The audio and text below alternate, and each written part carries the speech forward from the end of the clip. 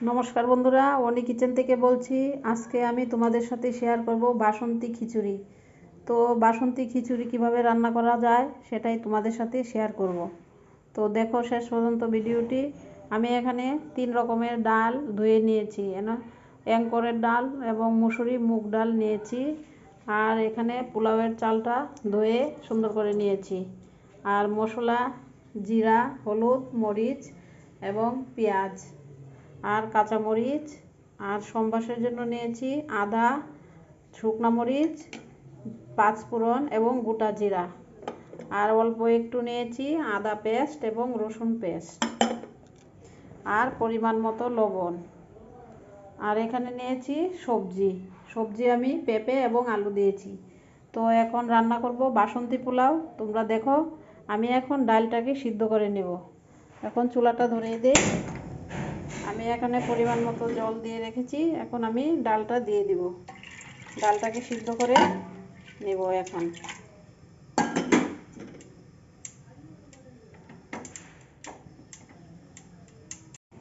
এখন আমি সম্বাস দিয়ে দিব। তো শুকনো মরিচটা দিয়ে দিলাম তেলটা গরম হয়ে আসছে। এখন তেজপাতা দিয়ে দিব। তারপর দিয়ে দিব আদা, তারপর গোটা জিরা পেস্টটা দিয়ে দিব। তারপর দিয়ে দিব পাঁচফোড়নটা গোটা জিরা সহ। দিয়ে ভালো করে একটু ভাজতে হবে।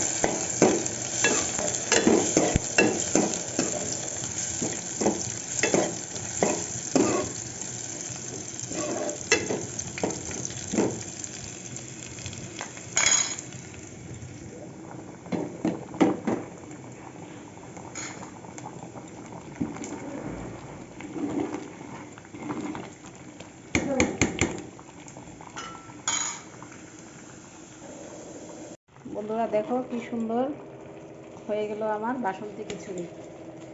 তোমরা এটাকে যে কোনো ভাজি, ডিম বড়া বা সবজির সাথে খেতে পারো। বন্ধুরা হয়ে গেল আমার বাসন্তী খিচুড়ি।